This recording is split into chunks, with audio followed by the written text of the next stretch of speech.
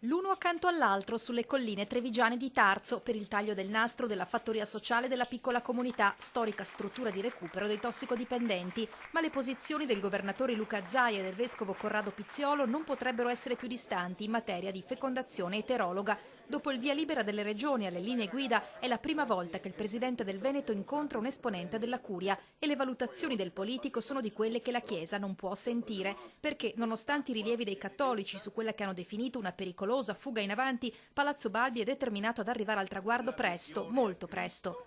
Annuncio che portiamo la delibera martedì e quindi si darà il pronti e via, il che vuol dire che dai primi di ottobre saremo operativi presso i nostri centri e in Veneto ci rivolgiamo circa a 500 coppie all'anno. Ma per il responsabile della diocesi non può contare solo il desiderio degli aspiranti genitori. Il figlio non è mai oggetto di un diritto come fosse una cosa, è sempre un dono e come tale va rispettato. Quando si dimentica questo si rischia di strumentalizzare la vita delle persone.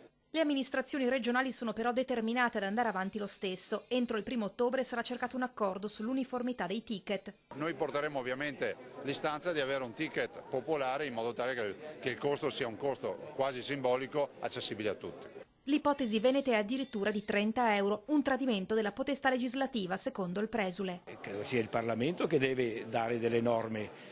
Se chiunque si arroga il diritto di legiferare dalla magistratura o dalle regioni, io ritengo che non sia una cosa buona.